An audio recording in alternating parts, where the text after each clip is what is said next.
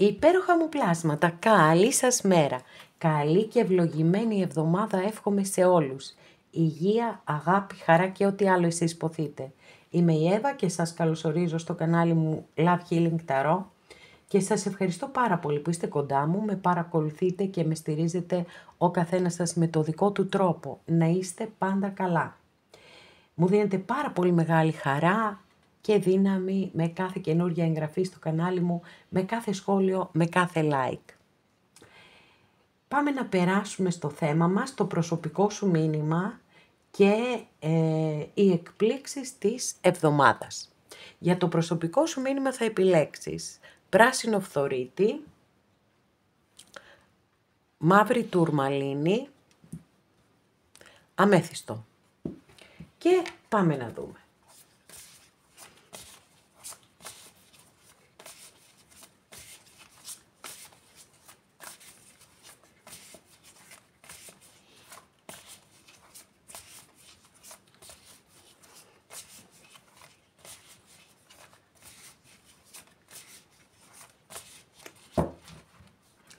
Ξεκινάμε με τις εκπλήξεις της εβδομάδας. Εντάξει. Απογειωνόμαστε. Το ότι ανοίγω το τελευταίο διάστημα τον ήλιο ξανά και ξανά και ξανά είναι κάτι που πραγματικά μου δίνει πάρα πολύ μεγάλη χαρά. Όπως έχω πει πάρα πολλές φορές, για μένα είναι η καλύτερη κάρτα της Μεγάλης Αρκάνας στον Ταρό, γιατί φέρνει καταρχάς το πρώτο και το πιο σημαντικό, με άπειρους συμβολισμούς, είναι ο θρίαμβος του φωτός έναντι του σκότους και είναι πραγματικά άπειροι οι συμβολισμοί πάνω σε αυτό. Οπότε αυτό από μόνο του της δίνει έτσι ένα ιδιαίτερο μεγαλείο της συγκεκριμένης κάρτας. Από εκεί και πέρα είναι ο ήλιος που ξαναβγαίνει στη ζωή μας, που μας φωτίζει, που μας ζεσταίνει, που μας δίνει ζωή. Χωρίς τον ήλιο δεν θα μπορούσε να επιβιώσει, να ζήσει, να δημιουργηθεί αυτός ο πλανήτης. Και είναι η κάρτα της επιτυχίας, της ευτυχίας, της προόδου, της ανάπτυξης και γι' αυτό συνδέεται πάρα πολύ στενά και με τα παιδιά και πολλές φορές μπορεί να δηλώνει ακόμα και εγκυμοσύνη ή γέννηση παιδιού.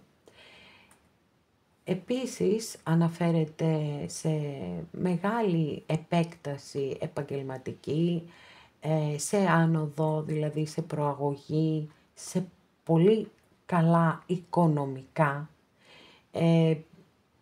Επίσης, στα θέματα υγείας, είναι πάρα πολύ σημαντική κάρτα, πάρα πολύ θετική αναφορικά με τα θέματα υγείας.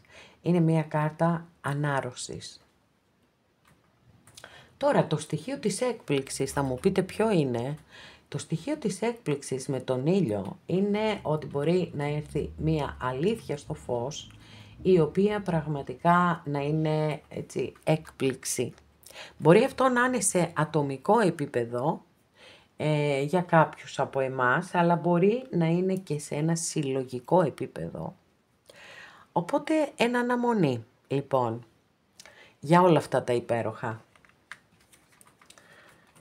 Εντάξει, ορίστε, δεύτερη φορά το στοιχείο της έκπληξης, εδώ κι αν είναι έκπληξη, σίγουρα ένας υπότης μπαστούνι πάντα έχει, κουβαλάει εκπλήξεις μαζί του. Αστρολογική αντιστοιχεία είναι με το ζώδιο του τοξότη.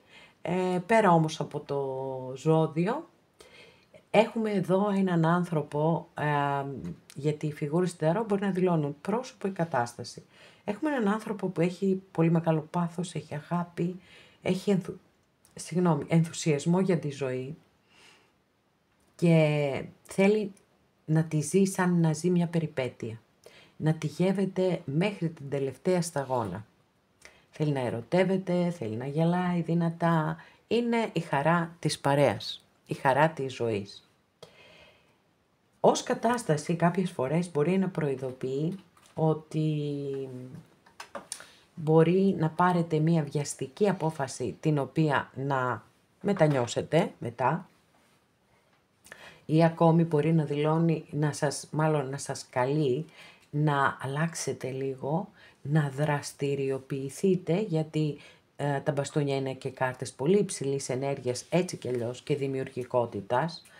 Όσοι από εσάς διανύετε μία περίοδο που κάπου νιώθετε ότι κάτι έχει έτσι ισοπεδωθεί, κάτι, δεν υπάρχει ενδιαφέρον, κάτι ιδιαίτερα ενδιαφέρον στη ζωή σας, εσείς θα πρέπει να το φέρετε με κάτι δημιουργικό, κάτι ό,τι αγαπάει ο καθένας σας. Και φυσικά εννοείται, δεν αποκλείω καθόλου να γνωρίσετε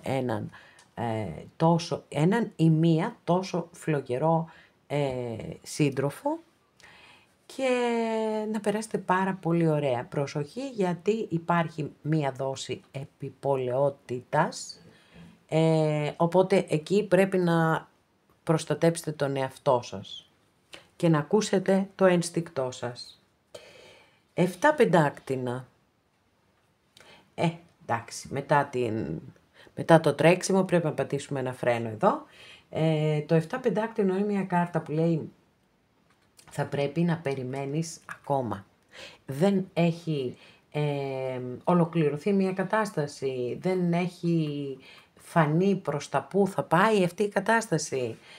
Σε ό,τι και αναφορά, είτε είναι επαγγελματικό είτε είναι αισθηματικό, σίγουρα είναι μια κάρτα που είναι συνυφασμένη με την υπομονή και την αναμονή. Και επίσης σας λέει ότι εάν όντως κάποιοι βιώνετε μια τέτοια κατάσταση, θα πρέπει εσείς να μπορείτε να ξεχωρίσετε πότε μια κατάσταση θα σας οδηγήσει σε επιτυχία, παρόλο που πρέπει να περιμένετε, και πότε η ανυπομονησία σας μπορεί να σας οδηγήσει να παρατήσετε κάτι το οποίο θα είναι πάρα πολύ θετικό για σας, αλλά δεν θέλατε να το περιμένετε. Ακόμη υπάρχει περίπτωση να πραγματοποιηθεί έτσι αυτό που περιμένετε, αλλά να μην είναι όπως το είχατε φανταστεί, όπως το είχατε ονειρευτεί, έτσι. Και εδώ η κάρτα σας λέει ότι μήπως κάτι πρέπει να αλλάξεις εσύ. Τροφή για σκέψη επίσης. Αυτές είναι οι εκπλήξεις της εβδομάδας. Θα έχουμε και εκπλήξεις. Και πάνω απ' όλα έναν λαμπρό, υπέρλαμπρο ήλιο. Για πάμε τώρα να δούμε και το προσωπικό σου μήνυμα. Πολλές είναι. Πάνω είναι ο βασιλιάς πεντάκτηνο.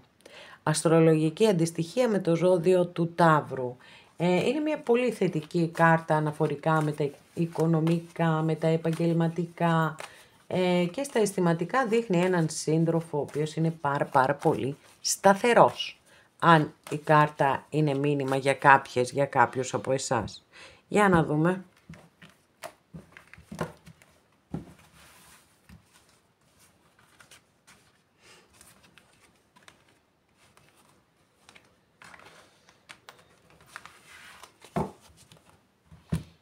Πρώτη καρτούλα. Αγαπημένες και αγαπημένοι που επιλέξατε την πρώτη καρτούλα, εδώ έχουμε έναν αγαπημένο για μένα ερημίτη.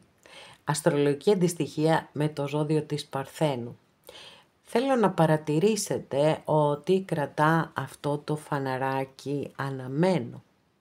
Και πάντοτε το φαναράκι του ερημίτη είναι φωτεινό. Εδώ έχουμε έναν ασκητή, το είδατε άλλωστε και από την απεικόνηση, ο οποίος είναι μόνος του, από επιλογή. Γιατί μέσα σε αυτήν την απομόνωση αναζητά και την αλήθεια. Και έχει και τη σοφία να γνωρίζει ότι η αλήθεια είναι μέσα του. Και η δύναμη είναι μέσα του και οι απαντήσεις είναι μέσα του. Βεβαίως για κάποιους από εσάς μπορεί να είναι μια πάρα πολύ ευτυχισμένη συνάντηση με έναν άνθρωπο τέτοιο, όπως σας έχω περιγράψει, ο οποίος μπορεί να σας κατευθύνει, έτσι, μόνο κατεύθυνση μπορεί να δώσει ο ερημίτης, δεν μπορεί να διδάξει ποτέ, Για ένα πολύ απλό λόγο, γιατί η σοφία ούτε διδάσκεται, ούτε μεταβιβάζεται, παρά μόνο έρχεται στον καθέναν μας τη σωστή στιγμή, όταν είμαστε έτοιμοι. Και αυτό είναι το ένα κομμάτι, ότι μπορεί στη ζωή σας να έρθει να συναντήσετε κάποιον τέτοιον δάσκαλο.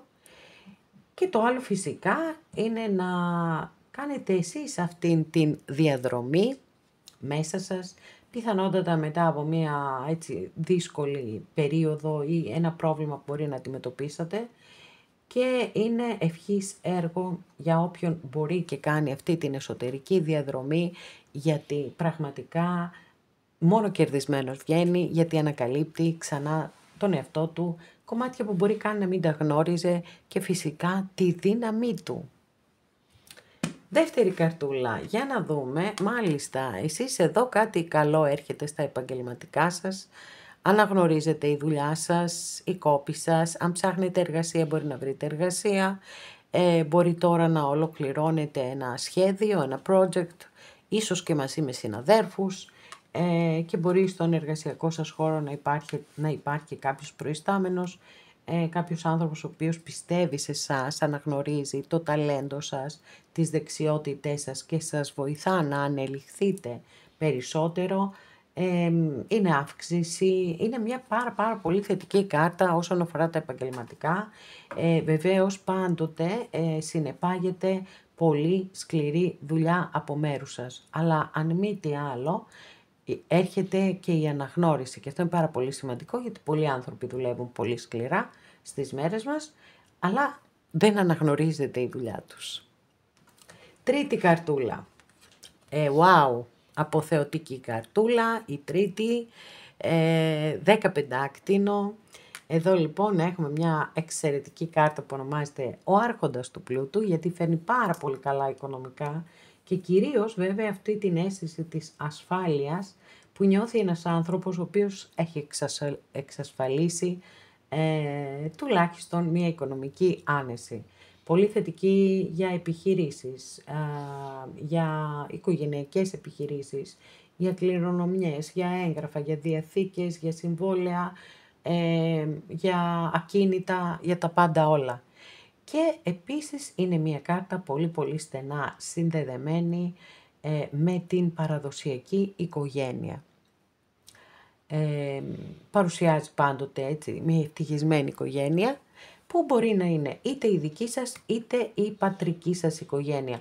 Ό,τι κι αν είναι, είστε πολύ σούπερ εδώ με αυτό το δεκάρι και σας το εύχομαι ολόψυχα. Αγαπημένες και αγαπημένοι, εδώ ολοκληρώσαμε και αυτό μας το άνοιγμα. Σας ευχαριστώ πάρα πολύ που είστε κοντά μου και με παρακολουθείτε. Μέχρι την επόμενη φορά να είστε όλοι καλά. Σας φιλώ γλυκά.